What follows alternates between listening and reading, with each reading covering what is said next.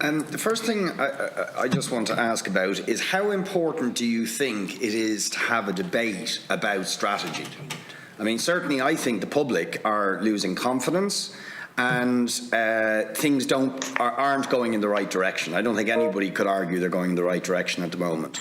So notwithstanding the differences of opinion, how important do you think it is that we have this debate? I mean, even at our own committee, the chair and myself were very keen that we had this discussion this morning.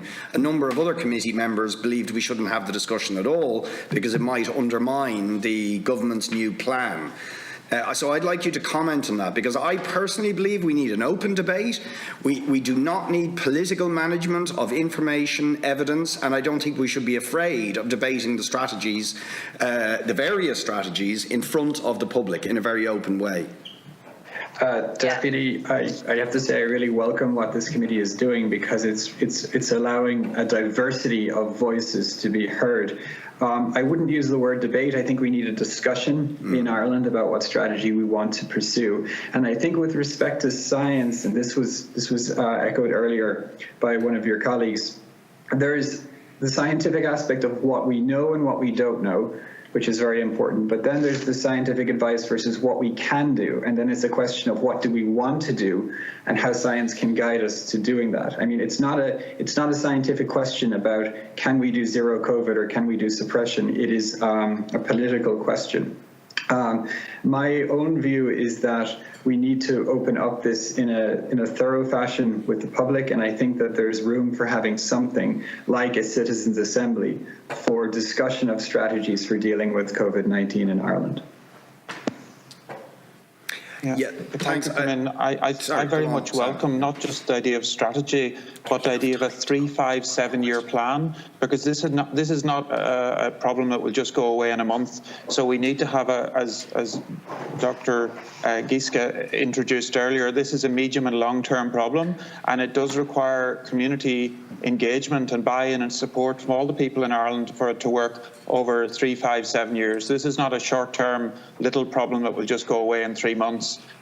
So to that sense, if you have a 3-year problem or a 7-year problem that, you know, is the biggest in 100 years, we really need a strategic approach to that has a long vision, not some sort of reactive, this happened yesterday, therefore we'll do that tomorrow approach.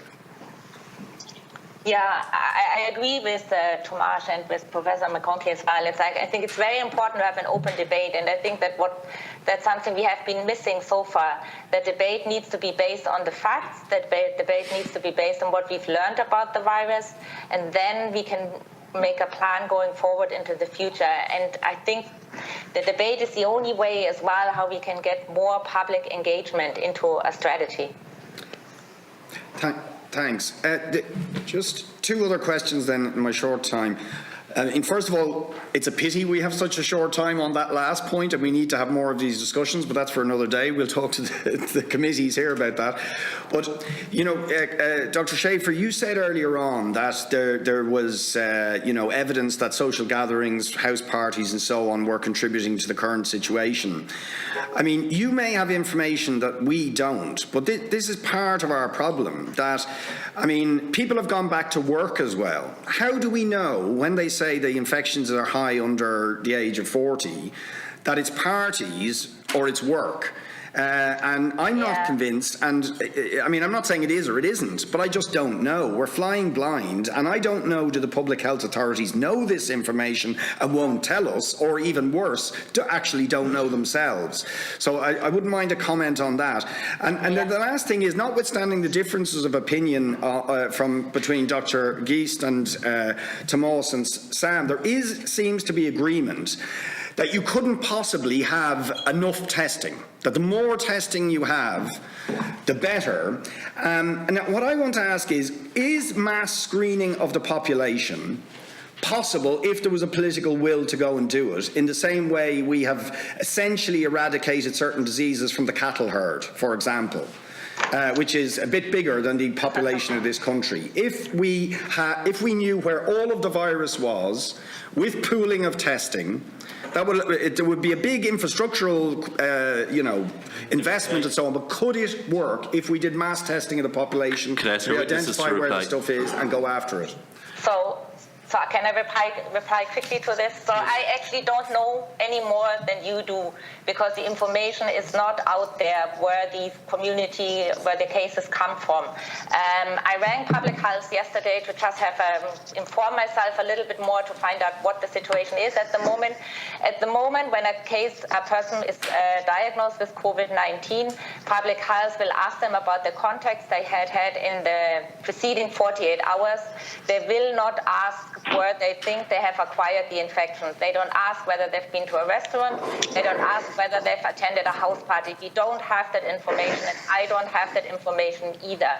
But I think it's crucial that we start trying to collect this information, that we can show the data, and then really say, like, well, this is why we actually forbid house parties with more than 10 people, and if this happens, then the guards will be called and the house party will be shut down. We need some data to argue with, and it's not there at the moment.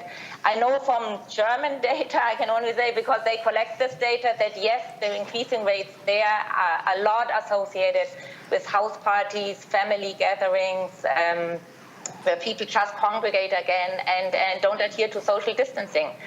And then secondly, just a quick comment on mass testing. I don't think that's an option. I don't think that's an answer, because even at the moment, we have difficulties communicating test results in an efficient, timely manner. Even at the moment, we only test about 50% of our close contacts at day 7. So I think we should focus on trying to improve our kind of current strategies first, and trying to speed up our current kind of identification and contact tracing of infected individuals before thinking about mass testing. Just to come in on mass testing, I agree you can't expect our current test trace isolation infrastructure to take that type of goal. But the idea of testing everyone in the population, it was originally promoted on an international basis by Paul Romer, who's a Nobel Prize winner for economics. It was proposed to the cabinet in April by the chief scientific advisor in Ireland, who's Professor Mark Ferguson, that using conventional technology with pooled testing, we could test everyone in Ireland every 2 weeks as a way of getting this under control. Is that possible? Yes, it is a huge logistical undertaking. It is not diagnostics, it is screening. So there are different issues with false positives. False positives would be a cost of this type of approach, but I think it would be a livable cost. And I think that it would require a huge degree of effort. That would require, I think the buy-in from the Department of, or the use of the Department of Defense and Department of Agriculture, because you're going to want a lot of labs, you're going to want a lot of people doing the footwork, you would have a lot of courier work to do with delivering saliva samples, etc.